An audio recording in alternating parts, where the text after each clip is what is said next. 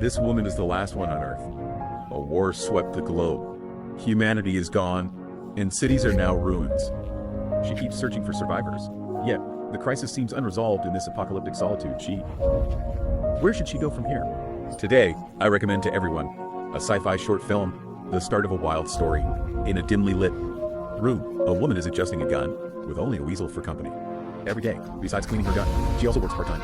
Exercise seems to be the only way to survive the apocalypse. To live longer, he turns it on daily. The radio tries to find other survivors, but each time starts with hope and ends in disappointment.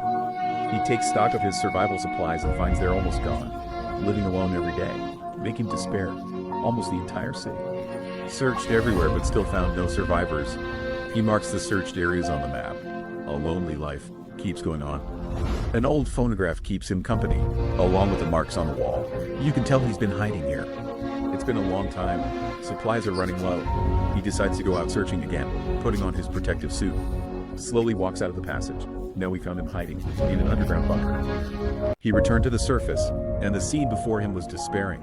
The city had long become a wasteland, with black and gray dust floating in the sky, presenting an apocalyptic landscape. He cautiously looked around. The streets were filled with abandoned cars.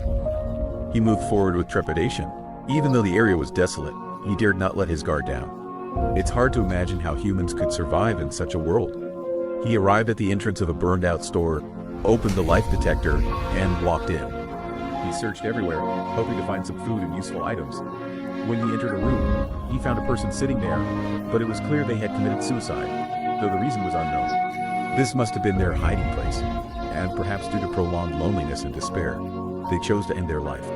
This wasn't the first time he had seen such a scene. He numbly left, when suddenly a noise from the rooftop caught the woman's attention. After noticing nothing unusual, he continued forward. At that moment, a statue-like object on the rooftop suddenly moved.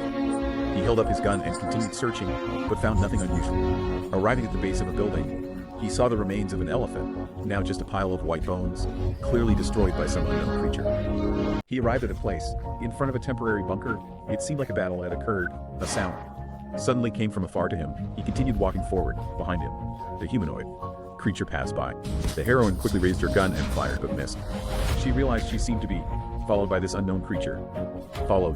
She quickly fled, sprinting across a bridge, arriving at an abandoned factory, and went inside. Open life. The probe thinks. Searching for survivors, a humanoid monster suddenly appeared behind him. After a stare down, he fired a shot, but it didn't work. The monster swung its arm and knocked him down to the ground. He woke up hanging in the air with two unknown bodies nearby. The humanoid monster was building a fire not far away. He had become the monster's dinner. The story ends here. The film doesn't explain the monster's origin, but we can guess it's a mutated human survivor after radiation. All humans were killed by mutated monsters. This is just a guess. If you have other ideas, share them in the comments.